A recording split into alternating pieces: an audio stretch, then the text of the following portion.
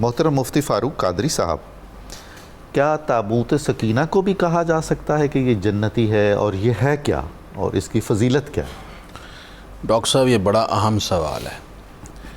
اس وقت دنیا کے 3 بڑے مذاہب جی، اسلام، عیسائیت اور یہودیت، ان تینوں کے درمیان بہت سارے اختلافات ہیں، لیکن ایک نقطے پر سب کا اتفاق ہے، وہ ہے تابوت سکینہ۔ واہ، کمال ہے، بہت خوب۔ تابوت سکینہ کا احترام، اس کی تعظیم اور اس کا وجہ برکات ہونا جی، سب کے نزدیک مسلم ہے۔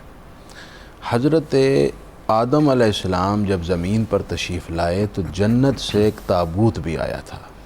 اچھا، تابوت کیا ہے؟ ایک باکس ہے، ایک صندوق ہے، اس کے اندر جنت کی کچھ چیزیں تھیں۔ اچھا، وہ پھر حضرت آدم علیہ السلام سے نسل در نسل آگے چلتا رہا۔ اس کا ذکر قرآن مجید میں بھی ہے۔ سورہ بقرہ کی آیت نمبر 248 میں اللہ تعالیٰ نے خود ذکر فرمایا۔ اچھا، اور اس تابوت کے حوالے سے 2 چیزیں ذکر کی۔ جی، ایک فرمایا فیہ سکینۃ من ربکم، ایک یہ کہ اس میں اللہ تعالیٰ کی طرف سے دلوں کا چین ہے، سبحان اللہ، سبحان اللہ، کیا سکون بات ہے ہے۔ اس میں۔ دوسرا فرمایا وَبَقِیَّۃٌ مِّمَّا تَرَکَ آلُ موسیٰ وآلُ ہارون، اس میں حضرت معزز جناب موسیٰ علیہ السلام اور حضرت ہارون علیہ السلام کے کچھ تبرکات ہیں، اچھا، کچھ ان کے متروکات ہیں، جی، یعنی ترکہ کی چیزیں ہیں۔ جی، وہ کیا ہیں؟ یعنی اس تابوت صندوق کے اندر انبیاء کرام علیہ السلام کی استعمال کی ہوئی چیزیں تھیں۔ اچھا، اس میں تورات شریف کے کچھ الواح تختیاں موجود تھیں۔ جناب موسیٰ علیہ السلام نے جس عصا سے پتھروں سے پانی نکالا، جس عصا کی ضرب سے آپ نے دریا میں سڑکیں بنا دی، سبحان اللہ، وہ عصا بھی اسی میں موجود ہے۔ جناب موسیٰ علیہ السلام جو لباس پہنتے تھے وہ پیراہن مبارک بھی اسی میں موجود ہے۔ اللہ اللہ، حضرت ہارون علیہ السلام کا امامہ موجود ہے، حضرت موسیٰ و ہارون علیہ السلام کے نالین اس میں موجود ہے، اور کچھ انبیاء کرام کی جنتی تصاویر اس میں موجود ہیں۔ اچھا، یہ سارے تبرکات اور اس سے اور بھی مختلف روایات میں ذکر کیے گئے ہیں، وہ موجود ہیں۔ جی، بنی اسرائیل کے درمیان یہ تابوت حضرت موسیٰ علیہ السلام کے ذریعے سے موجود تھا۔ بنی اسرائیل اس کے ذریعے سے جب کسی دشمن سے جنگ کرنا چاہتے، جو بنی اسرائیل حضرت موسیٰ و ہارون کے مذہب پر قائم تھے، جی، تو وہ اپنے دفاع کے لیے اور فتح کے لیے اس تابوت کو جنگ میں اپنی صفوں کے سامنے رکھ دیتے، اچھا، اور اس کے وسیلے سے دعا کرتے، سبحان اللہ، اور دشمن کیسا ہی ظالم کیوں نہ ہو انہیں فتح مل جاتی۔ کیا بات۔ نمبر 2، بنی اسرائیل کو جب قحط کا، بھوک کا یا بارش کے عدم نزول کا سامنا ہوتا، اس تابوت کے وسیلہ سے دعا کرتے تو وہ سب کچھ عطا ہو جاتا جو ان کی مراد ہوتی۔ کیا بات ہے۔ ہوا یہ ہے کہ بنی اسرائیل نے حضرت موسیٰ و ہارون علیہ السلام کے تشریف لے جانے کے ایک عرصے بعد جی، جب ان کا راستہ چھوڑا تو اللہ تعالیٰ نے ان پر قوم عمالقہ مسلط کر دی۔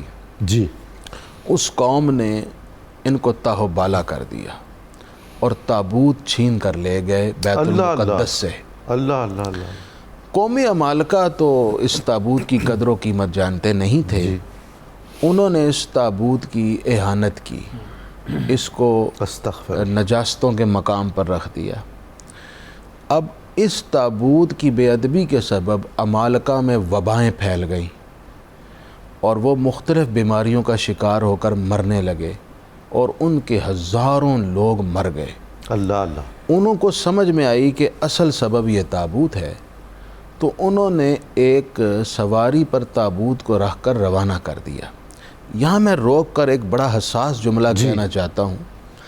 یہ جو آج کل ہم لوگوں نے بڑی بے احتیاطی کے ساتھ کچھ مقدس اوراق ہوتے ہیں، ان کو کھمبوں پر لٹکا دیتے ہیں، نیچے گرا ہو اٹھا کے زیادہ سے زیادہ کھمبے میں یا کسی دیوار کے سوراخ میں ڈال دیتے ہیں۔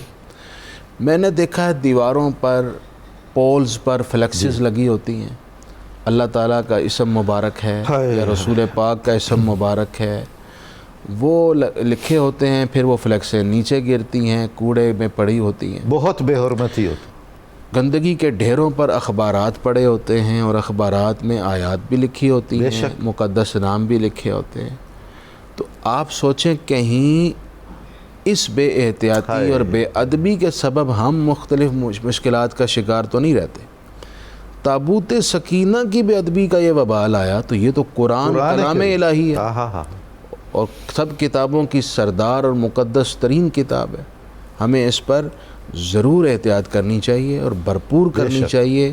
جتنے مقدس اوراق ہیں ان کو سنبھالا کریں، سنبھال کر جو ان کے لیے خاص پوائنٹ بنائے گئے ہیں وہاں پہنچایا کریں۔ جی یہ تابوت پھر پہنچا حضرت شموئیل علیہ السلام کی ایک پیشن گوئی کے مطابق حضرت طالوت کے ایز اے بادشاہ مقرر ہونے کے وقت تائید کے طور پر۔ اچھا، اس کا ذکر 247 نمبر آیت میں موجود ہے سورہ بقرہ ہی میں، اور پھر 248 میں اس کے بعد اس کے بارے میں فرمایا گیا ان آیت ملکہ ان یاتیکم التابوت، جناب طالوت کی بادشاہت کی دلیل یہ ہے کہ تمہارے پاس تابوت سکینہ ہے۔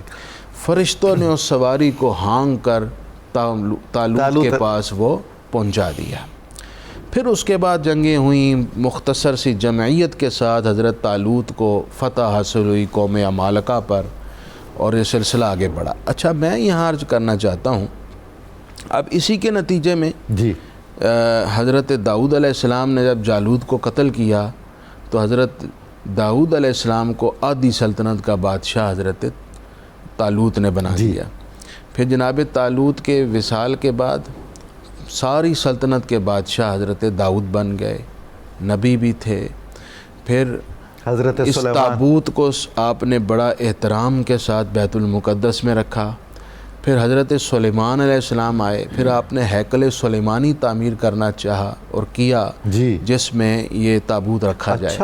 اچھا، اس وقت بھی خاص طور پر یہودی اس تابوت کی تلاش میں سرگرداں، ابھی یہ گم شدہ ہے، ابھی یہ گم شدہ ہے۔ اچھا، لیکن مجھے پتہ ہے کہاں ہے، میں صرف آپ کو بتانا چاہتا ہوں۔ ضرور چلیں میں آپ کو بتاتا ہوں، اور یہ صرف آپ کو بتا رہا ہوں۔ احادیث کی روایات میں موجود ہے کہ یہ ترکی میں ہے اور ترکی کی کسی غار میں ہے۔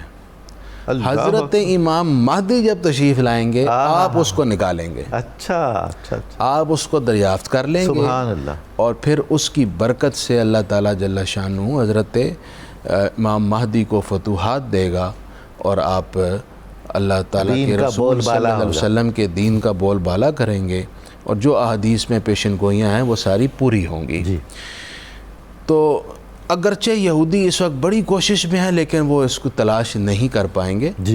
ان کے نزدیک کانسیپٹ یہ ہے کہ ہم اسے تلاش کریں گے تو ہیکل سلیمانی میں رکھیں گے تو پھر ہمیں دنیا بھر میں حکومت ملے گی، اور ہم راج کریں گے اس دنیا پر، اور ہمارا عروج کا وقت آئے گا۔